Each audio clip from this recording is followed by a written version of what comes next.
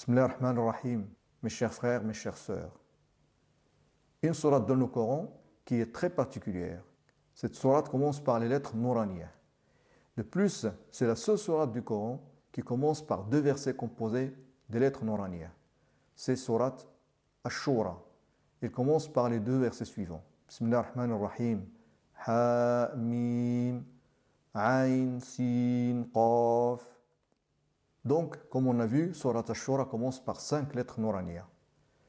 Si on prend ces lettres avec les ordres alphabétiques, nous avons le tableau suivant.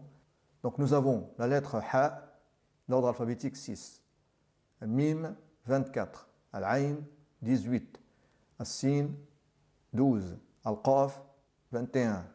La somme de ces ordres alphabétiques nous donne 81.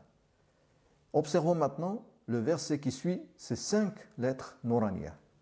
C'est le verset 3 de Surat Ash-Shura. Bismillah ar-Rahman ar-Rahim. كَذَلِكَ يُوحِي إِلَيْكَ وَإِلَى الَّذِينَ مِنْ قَبْلِكَ اللَّهُ الْعَزِيزُ الْحَكِيمُ. Une des traductions, c'est ainsi qu'Allah, le puissant, le sage, te fait des révélations comme à ceux qui ont vécu avant toi. Mais que révèle Allah à son messager? Évidemment, le Coran. Oui, Allah a révélé à son messager Muhammad sallallahu alayhi wa sallam Al-Qur'an. Si on regarde maintenant les lettres du mot Al-Qur'an avec les ordres alphabétiques, nous avons Alif, ordre alphabétique 1, Lam, 23, Qaf, 21, Ra, 10, Alif, 1 et Noun, 25. Et la somme de ces ordres alphabétiques nous donne 81. Donc le total des ordres alphabétiques du mot Al-Qur'an est 81. Et ceci est identique au total des ordres alphabétiques des 5 lettres Nouraniya, comme nous l'avons vu dans la diapositive précédente.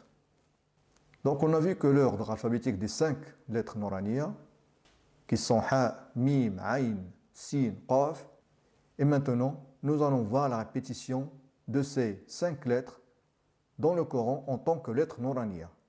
Nous avons le tableau suivant. Donc nous avons les 5 lettres avec les ordres alphabétiques et la répétition en tant que lettres Nouraniya. Donc la lettre Ha à l'ordre alphabétique 6 et se répète 7 fois. La lettre Mim à l'ordre alphabétique 24 et se répète 17 fois en tant que lettre Nouraniya. La lettre Ain à l'ordre alphabétique 18 et se répète 2 fois en tant que lettre Nouraniya. La lettre Sin à l'ordre alphabétique 12 et se répète 5 fois. Et la lettre Qaf à l'ordre alphabétique 21 et se répète 2 fois. Donc si on fait la somme des ordres alphabétiques, on obtient 81. Et la somme des répétitions de ces 5 lettres en tant que lettres Nouraniya dans le Coran, on obtient 33. Et si on fait la somme des deux, on obtient 114.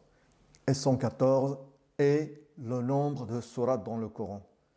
Mais existe-t-il une relation entre Surat Ash-Shura et le Coran? Comme on a vu, Surat Ash-Shura commence par 5 lettres Nouraniya, qui sont Ha, Mim, Ain, Sin et Qaf. Et la dernière d'entre elles est la lettre Qaf. L'étonnant, c'est que la lettre Qaf se répète 57 fois dans Surat Ash-Shura. Et la lettre Qaf est la lettre par laquelle commence le mot Qur'an. Donc quel est le total des ordres alphabétiques des lettres du mot Qur'an? Si on prend les lettres du mot Qur'an avec les ordres alphabétiques, nous avons Qaf, ordre alphabétique 21, Ra, 10, Alif, 1 et Noun, 25. Et la somme nous donne 57. Donc, comme on peut le voir, le total des ordres alphabétiques du mot Qur'an est 57. Et le mot Qur'an commence par la lettre Qaf.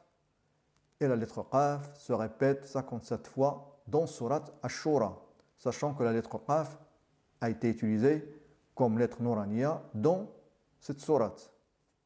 Étonnamment, si on compte maintenant les mots du début de Surat Ash-Shura, le 57e mot est le mot Qur'an.